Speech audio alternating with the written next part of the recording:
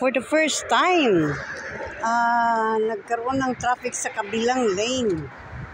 Kadalasan, ito na lane ang matraffic. Ngayon, andun, di ko alam. Makikita natin yan kung anong dahilan bakit sila nagka-traffic. Yan o, ang haba hanggang doon sa baba. Kasi minsan parang may may checking na mga kuya.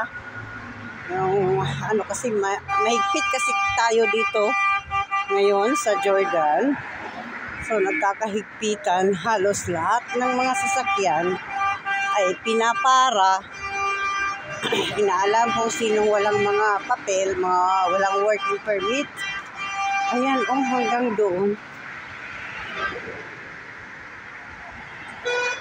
Hanggang doon talaga sa circle ang traffic nila.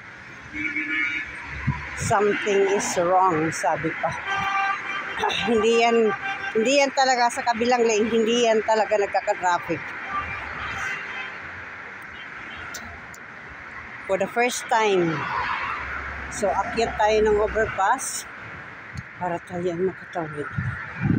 Pero pag sa ganyan, sandali. Pwede tayo niya makatawid eh. Or doon na tayo tatawid. Para malaman natin, kikita natin doon anong cause ng traffic. Anong dahilan. Right, ito. Tignan kong matapilok.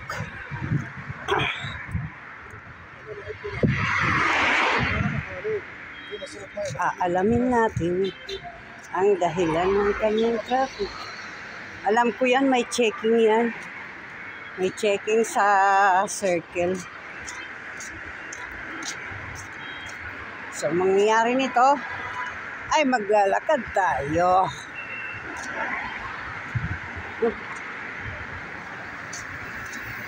Ay. Ayan, mahabang traffic niya eh. Hanggang doon sa Talet. Ayan hanggang doon sa pababa ang traffic niya.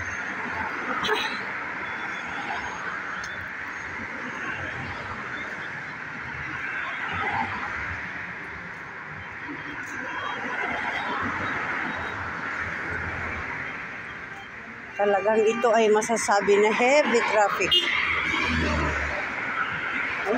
Dito tayo nakadaan dyan.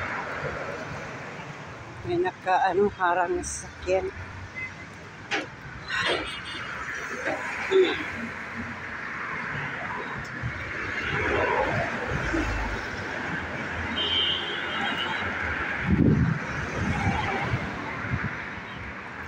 Akyat tayo sa overpass. Akyatin natin ang overpass.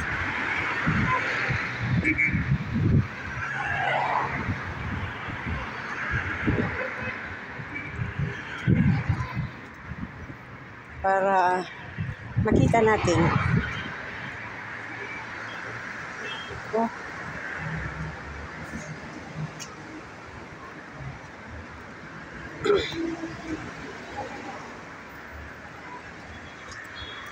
Masyadong na traffic.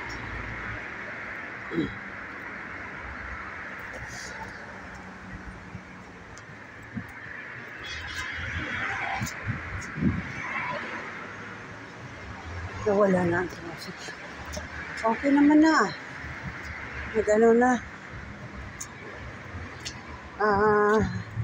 Moving na, nag-moving.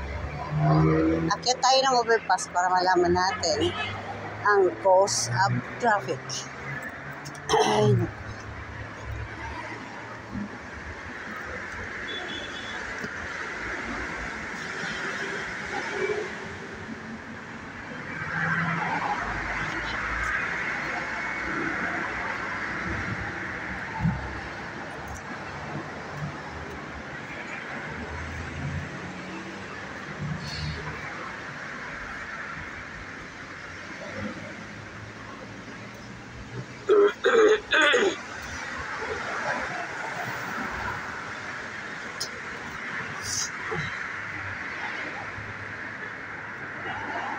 akyat tayo.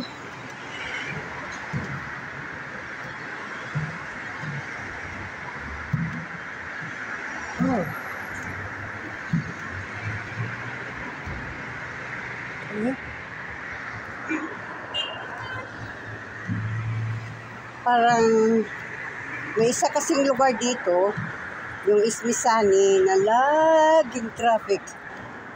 Everyday traffic. Oh, ayun ang dahilan. Mayroon traffic enforcer. Ayun.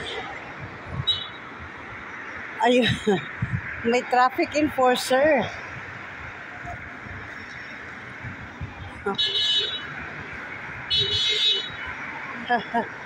Kaya pala.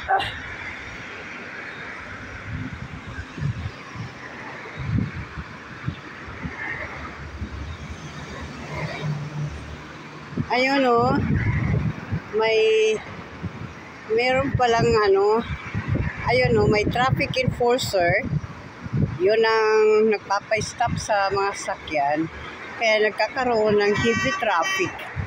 Pero for the first time yan na nilagyan dyan ng traffic enforcer.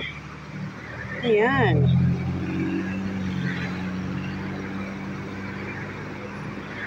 Ayan po guys.